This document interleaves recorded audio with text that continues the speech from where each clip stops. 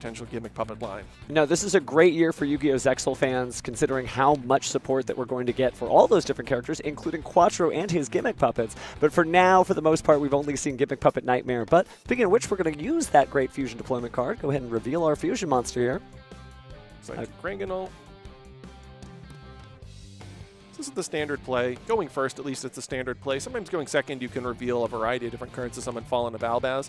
But this makes a lot of sense. This insulates his Aliber from cards like Infinite Impermanence and Effect Veiler, because if they were to be chained to the effect of Aliber, he could just simply use his Blazing Cartesia and get them right off the field. So this is a really ideal 1-2 sequence, that fusion deployment plus Aliber. And I actually saw he had a Branded Fusion in his hand already. So at this point, he's going to search out a utility Branded Speller Trap. Not using his left hand there to pick up the deck. Remember, you can always ask your judge if you're fine with just playing on the left side. You do have to have the graveyard there, but for viewers at home, just don't get confused. He's just moved it. So it looks like a copy of Branded in High Spirits. He has a single copy of Branded in High Spirits in his list. As I mentioned, when you go well above 40, as Murat has done, you can incorporate a lot of singleton Branded cards. So it looks like he has that single copy of High Spirits, Branded in Red, Branded Lost, Branded Retribution. A lot of those one-ups, Aliber allowing him to search whichever one he needs at any given point. And of course, it telegraphs that if you've searched Branded in High Spirits, you must have naturally drawn Branded Fusion, which he certainly here has. And it is not met with Ash Blossom, which means we're going to see really Branded at its max capacity here on the opening turn. Definitely would try to stop that before we got into the Albion, but it looks like Albion is going to attempt to fuse once more. So here he's going to utilize the Fallen of Albaz and the Albert to go into Lubellion. Discard the Branded High Spirit, so now he has extra value from the Branded High Spirit, which he'll be able to add back to the hand during the end phase. He'll go here into Mirajade. Pretty standard opening, at least so far. We haven't seen anything. Not necessarily, it is crazy to have all these monsters on the field that fast, but Branded Uninterrupted does just get to do what it wants and fuse again. And now we've got Branded Lost on the field, protecting those fusion monsters. So we see here the Branded Lost placed on the field through the effect of the Bestial Lubellion. You know, some viewers at home may have been curious as to why you wouldn't search the Branded Lost through the Aliber effect if you have Branded Fusion in hand. This is the exact reason. You can just place it on the field for free, and you don't have any other continuous Branded cards in your deck. So you want to get that additional value. This is a card you don't see in every Branded strategy. But again, as we commented on earlier, you have a lot of options when you play Branded, and Spriggan's Kit is, in fact, one of them.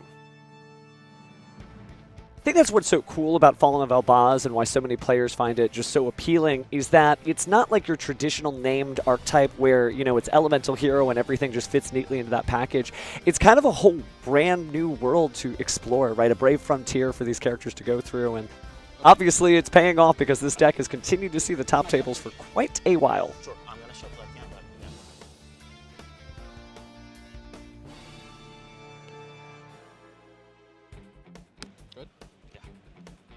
And so play passing back over to Bruce there, or excuse me, Murat. Now he's deciding what to do next. Yep. We're going to go ahead and use Albion. So Branded Red's certainly a powerful card and sees a lot of play in this deck, but if you haven't certainly memorized all the Fallen of Albaz cards, it is very difficult to do that on the fly just because there are so many. That is a card that has been in the Branded strategies throughout the duration of the deck's existence. You know, when this deck was first popularized, you saw it utilized a lot to summon Guardian Chimera on the opponent's turn, which you can still obviously do, but it's not something that happens nearly as much as it did when this deck originally came out after the release of its structure deck. The Albaz Strike structure deck was probably one of the most incredible ones in Yu-Gi-Oh! History, and as we see, it's continued to be something that people love to this day. But again, not necessarily the traditional board there, but I guess he just wants to make sure there's a lot of bodies if he doesn't know what he's playing against. But I guess we're finding out. The Pressured Planet Rate Salt activates, and we're going to get Kesher Unicorn from the deck to the hand. He immediately activates his Mirajade, sending a copy of Rinbrum to pay the cost, which will now allow him to non-targeting banish that Unicorn. And now we see here Blazing Cartesia, which is going to allow him to summon Granganol. This is presumably going to put Gimmick Puppet into the graveyard. Yep. Starting to get set up here, that famous Quattro card. Let's see if Gimmick Puppet Nightmare hits the grave. There it is. Now we have the branded in red, which is going to allow him to special summon Sanctifier.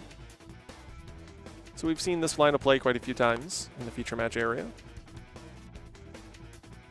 Now, for those who have never seen this combo before, you might be wondering, what's a Gimmick Puppet doing in a branded deck? Well, it's probably the most powerful branded card in existence, despite not sharing its name, because Albion the Sanctifier Dragon is going to be able to special summon monsters to both sides of the field. And if Gimmick Puppet Nightmare is special summoned, you are locked into Gimmick Puppets. So, well, the only answer for that may be later this year when people start playing Gimmick Puppets again. We see him constructing his chains because he'll also be able to activate his branded Lost. There's the Gimmick Puppet Nightmare in attack mode to boot. Yeah, it's not one of the effects where you have to put it in defense mode in fear of the opponent being able just to attack into the monster to destroy it. It kind of creates this lingering effect that really can't be interacted with. New chain. Hidden effect. Certainly what makes it so strong and has continued to make this deck such a real foe to face against. And I think that's what's so exciting about branded decks is you don't really know what the branded strategy is going to be. But it looks like that's first game, but maybe he intends to win this one. So let's go ahead and draw up and see what he gets. Yes. Bonfire goes uninterrupted there. So we're going to go ahead and grab a Snake Eye Ash. Looks like he has original and he has wanted effect failure.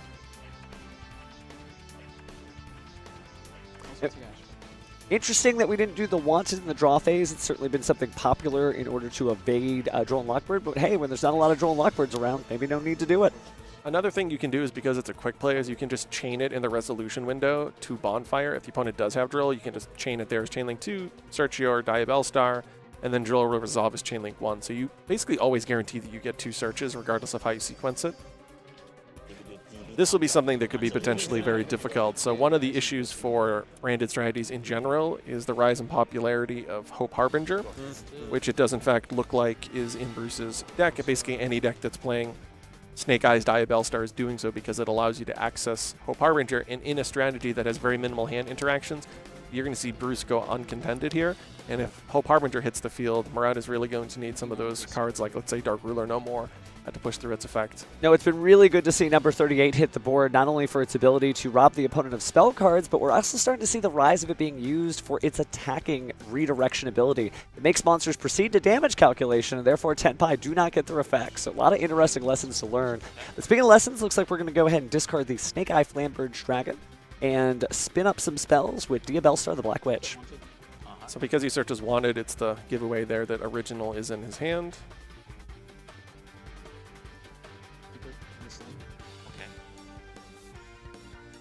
So he's probably going to here go into Celine. So he's doing this because it's going to make it so that the 5th summon threatens Nibiru, and then this is sort of the one opportunity Nibiru with the threat of Apollosa. Oh, but it looks like it was completely past there. Didn't even check his hand on Murat's side. Well, Murat doesn't have a Nibiru in his deck list, so potentially that would be one of the reasons. But regardless, that's not something that Bruce knows. So he is going to value putting Apollosa on the field before activating that original, which we knew was presumably in his hand. We know because we saw it, but we would also know that because he searched and set wanted as opposed to original. There's a lot of information you can get. If your opponent goes left, you're like, you were supposed to go right. I wonder what's going on. I don't know your hand, right? No cards known the hand to Murat there as Bruce continues to just play everything bit by bit. Going to go ahead and bring the Snake Eye Ash back to the field. So now he's probably going to consider putting the Flamberge into his spell and trap card zone. I could see that, because he hasn't activated Flamberge effect yet, and this is a way of getting it onto the field. I mean, there's probably several different ways, obviously, when you have Oak and Ash on the field. What makes the deck so great? I'm curious here if he's going to activate his Flamberge effect in the graveyard.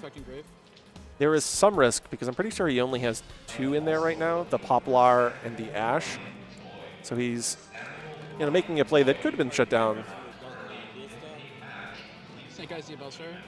by something. Obviously, with the Apollosa, you're protected from DD Crow, but maybe a combination of Impermanence and DD Crow.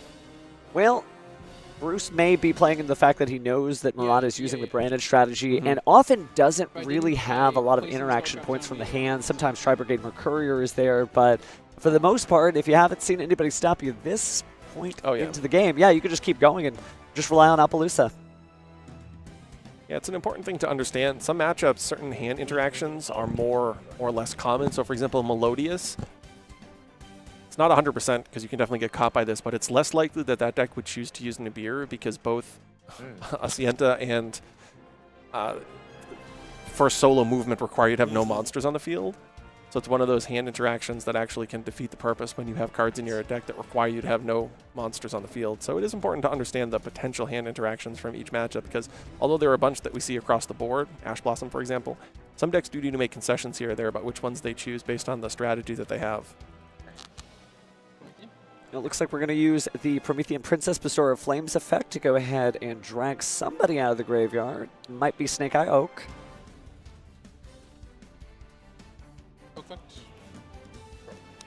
Now we're going to get rid of the Promethean Princess and grab one last monster from the deck here. So he has the 2 level 8s on the field, so he already has the access here to Hope Harbinger, as we commented on. Typically, they want to also get Ascarena somewhere along the line, so we'll see how he tries to navigate that.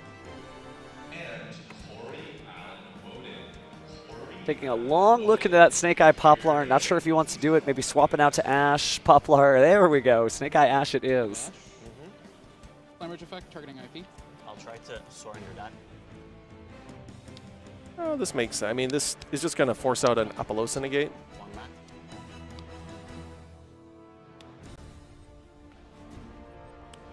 Oh, here it comes. Number 38, Hope Harbinger Dragon Titanic Galaxy.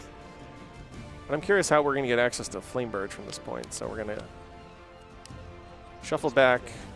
I'll shuffle the deck and put Wanted back. Okay, I'll just cut.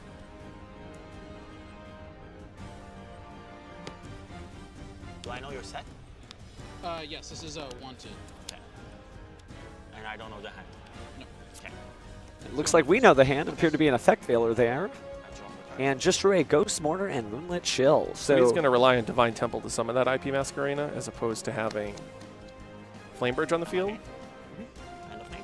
Still works, and obviously Flamebird is fun to use, but if you've already got it covered, that Titanic Galaxy looks pretty good.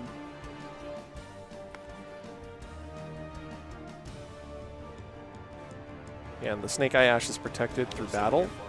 So if he were to summon, the Divine Temple would allow him to bring out the IP Masquerade, and then he could use the IP in addition to the Snake Eye Ash to go into a Link monster and actually just keep the Appaloosa and the Hope Harbinger on the field. So you might look at that Ash and think, oh, it's just kind of floating there with no value. Well, it will be quite valuable when the IP Masquerade finds its way into the monster zones. And speaking of value, what a great use of that set Wanted to block the Bestial Saronir from being able to banish the Diabellstar the Black Witch from the graveyard. Just a really interesting way to like fish it out of the graveyard before it's banished and things get out of hand. Absorbs the spell? Yep. Yeah, Marat may have assumed that that would have baited an Appaloosa negate, but it actually did quite the contrary. Are we in main 2? Yeah, I look battle last. Yeah. Oh, sorry. You're on main phase 2 there. Yeah, I think he just went into battle phase to see if he could force out some type of interaction. Not sure when, but it seems like he entered into the battle phase to see if that prompted anything. So this is actually here now in main phase 2. I could see that play if there was a Snake Eye Flambird Dragon on the field. Somebody might try to sneak out the IP Masquerena early, but there really isn't anything on the field right now that would actually be able to jump out and scare you like that. So not sure if it was a wasted main phase, battle phase, or not, but here we are in main phase 2. Forbidden Droplet going to go ahead and get rid of that Saronir who can't get anything done. Now we've got to decide which of these monsters we're getting rid of, and yeah, the effects of that Titanic Galaxy are gone. So I guess you try and do Saronir in the battle phase. Just to be clear, That way, when IP comes out of the spell and trap card zone through the effect of Divine Temple, you can't activate it. That would probably be what the purpose there was. Though, of course, Appaloosa on the field makes it so that that's a moot point anyway, so it's interesting. But we do see here him activate a copy of Triple Tactics Thrust. If your plan is to kind of break through an established field, this is arguably one of the best cards in the game because it's certainly going to allow you to search a card that could presumably do that singleton. As we searched the deck, we certainly saw some interesting options there. I think I caught a Dark Ruler no more, but we are passing up on that Oh, fusion deployment. to get fusion deployment. We're going to go ahead and reveal a Mirror Jade, the Iceborne Dragon. So as I actually said this exact thing the previous game, going first, you almost always just put Blazing Cartagia because it insulates you against cards like Infinite Impermanence when you summon Alibur. Here, though, going second, you can utilize this with Fallen of Albaz. to rid the opponent, usually of extra deck monsters. Anything here? IP effect? Certainly hurts a little for the Effect Veiler. Slowing yeah. down on the Fallen of Elbaz. We're not going to get any fusions now, and now we see SP Little Knight. SP effect, targeting Branded Lost. And he values getting rid of that Branded Lost, which is a frustrating card to play against, allowing the Branded player to basically sequence chain links uninterrupted by virtually anything if done properly. So we see him value that because he has a copy of what looks like Ghost Mortar. So he probably assumes the Ghost Mortar in his hand can deal with whatever this Branded Fusion special summons. Gonna brief look to see if there's any need to do anything here. Did showcase the Promethean Princess in the graveyard, so she might be jumping out.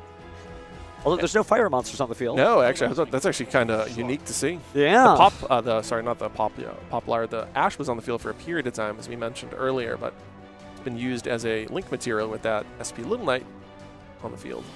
And I think the Little Knight was the correct play, but it is true that you traded one play for another, and unfortunately that's exactly what we're seeing here is the Ghost Mortar Moonlit Chill negates Albion.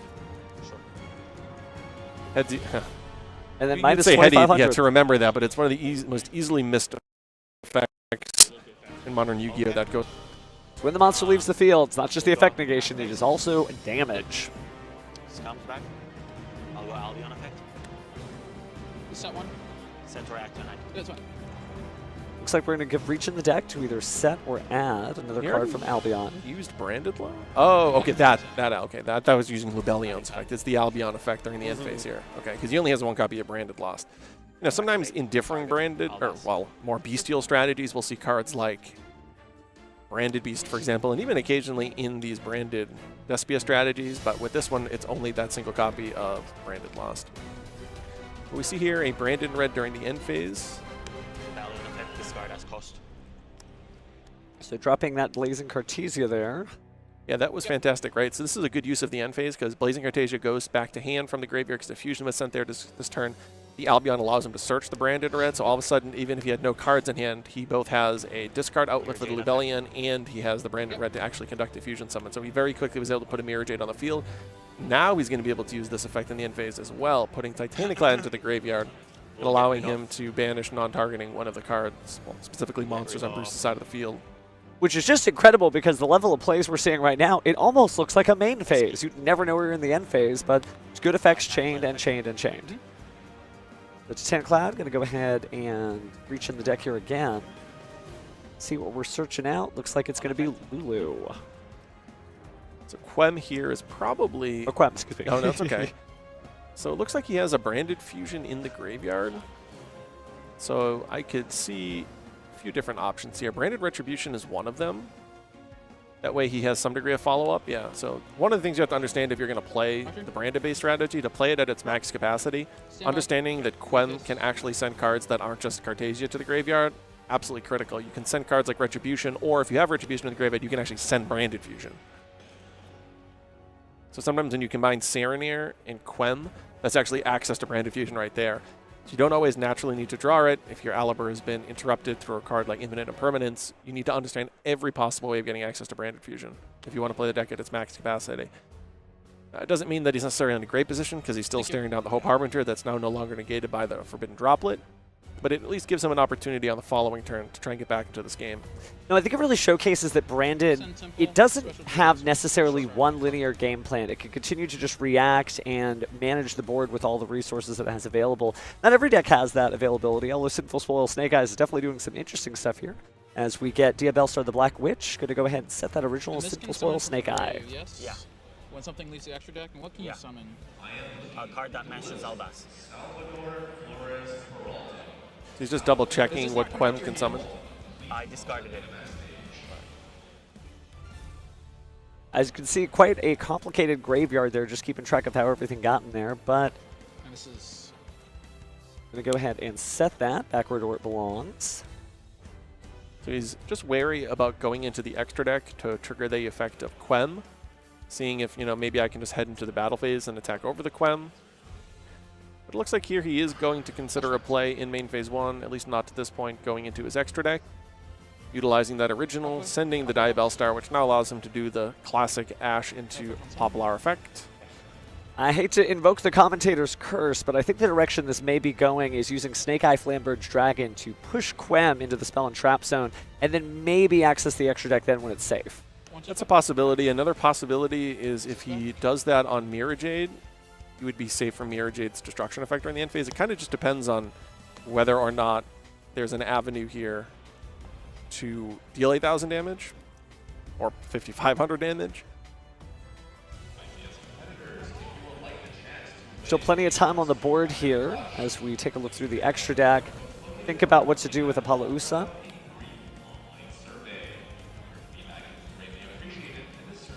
I'm curious if he's thinking about using Apollosa. Oh, he's going to go into Zelantis. Okay, this is something that's definitely not something you see all the time. An Apollosa that just sticks around with very little attack strength is almost always destroyed in battle, but with the rise of Hope Harbinger, I guess we are probably more likely to see a situation like this. But now that he's gone into the extra deck, now Quem is able to special summon back Blazing Cartasia, or at least declare the special summon of Blazing Cartasia. We've got And World Sea Dragon Zelantis is just really shown out throughout the format here, especially obviously with the Sinful Spoil Snake Eyes deck, including the Fire King variant. But you're right, just getting rid of Apollousa feels incredible, right? You've used up all the value there, so go ahead and trade her in for a brand new Link monster. And now we see Promethean Princess from the graveyard activate, so we're going to see the destruction of probably Poplar and Cartesia. And now Cartesia is going to chain. Curious to see what he goes into. So Quem and Cartesia goes into Granganol. It's like a Starlight Granganol too. Definitely. Yes, no, that definitely is when you get in there. Also with the Fallen of Elbaz too, clearly this player loves Brandon.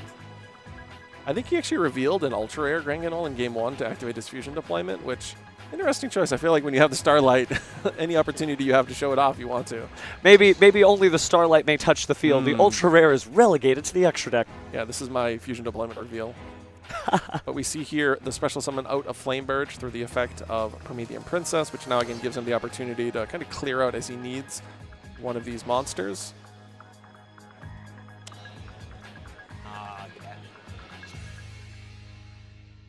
Murat looking at his extra deck too, as possibly another Link monster is coming out here. There's a lot of different choices. Flamberge effect, pushing your Granganol.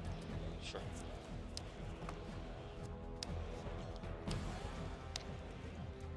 And they're co-linked, so that spells doom. Sure.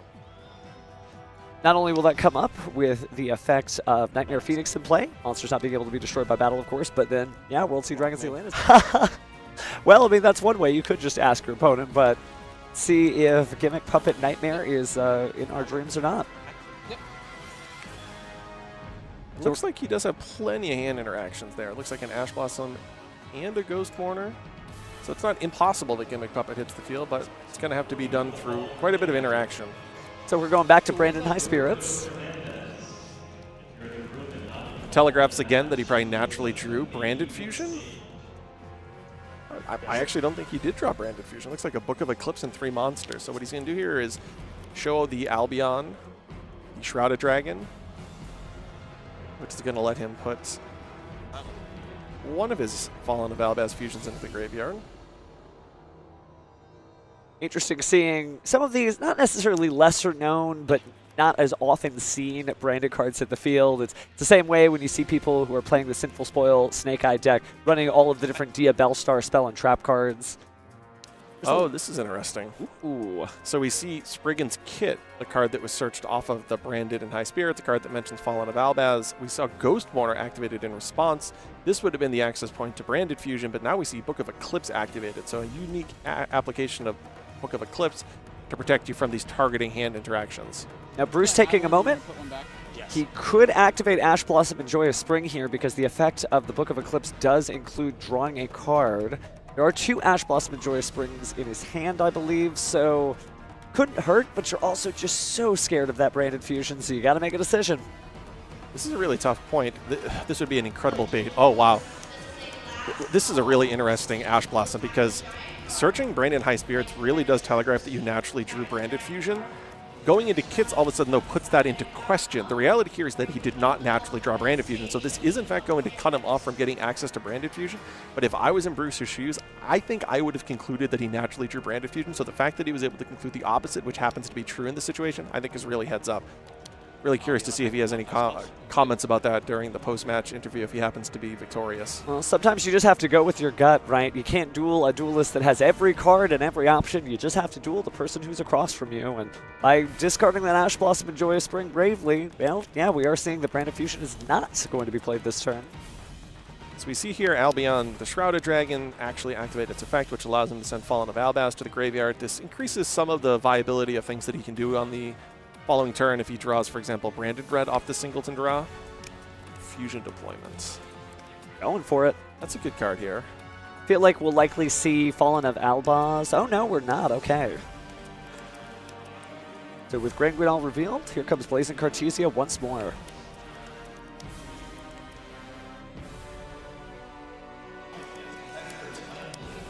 So he has Ad Libitum in his hand. So I'm curious to see what he can construct with Ad Libitum. And then, as I mentioned, that Albion, the Branded Dragon in the graveyard, guaranteed that he would have an access to Branded in red during the end phase. That's why he sent the Fallen of Albaz to the graveyard already, to guarantee that he had a card to add back to hand of Branded in red. So he had some form of interaction. That Fusion Deployment obviously changes a lot of what this turn is going to look like, though. Well, speaking of changes, he did switch it up because he did put the ultra rare Grand Guidon on the field this time, not just the Starlight. This is weak to a lot of things, but he does have access here to the Gimmick Puppet lock because that Branded Dragon is now in the end phase going to set that Branded in red. Putting the Fallen of Albaz in the graveyard earlier was really critical because now what he's going to be able to do is use the Spellcaster Granganol with the Fallen of Albaz to go into Sanctifier. So that Fusion Deployment off the top was an absolutely exceptional draw. I mean, obviously, Branded Fusion itself may have been a little bit better if we kind of run the numbers, but he definitely was not upset with drawing that copy of Fusion Deployment. Albion really can get it done. I was certainly thinking about that as he thinned down his deck, that, hey, maybe the one card will do it. In this case, it did, but just a different route. So we are going to activate Brandon Red. Let's see who we're special summoning and fusioning. So it's going to be Fallen of Albaz add to the hand and uses fusion materials. So Albaz plus Cartesia equals Albion the Sanctifier Dragon. It's fair. He added the Cartesia back during the end phase through its effect, so he's valuing the Granganol on the field.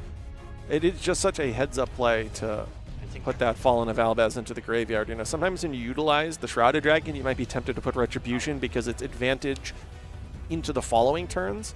Instead, though, Murat said, no, you know what? I need to try and win this game. One of my pathways to win this game is to actually get into the Gimmick Puppet lock.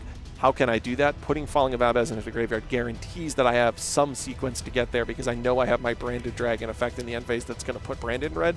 So I want to have my Branded in red live regardless of what I draw. So really heads up to put that Albaz into the graveyard. Well, it looks like it paid off because Bruce has passed and Murat draws for turn.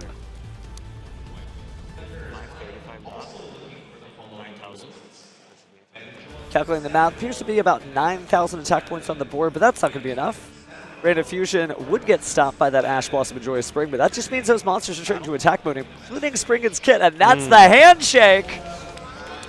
There's Wow. a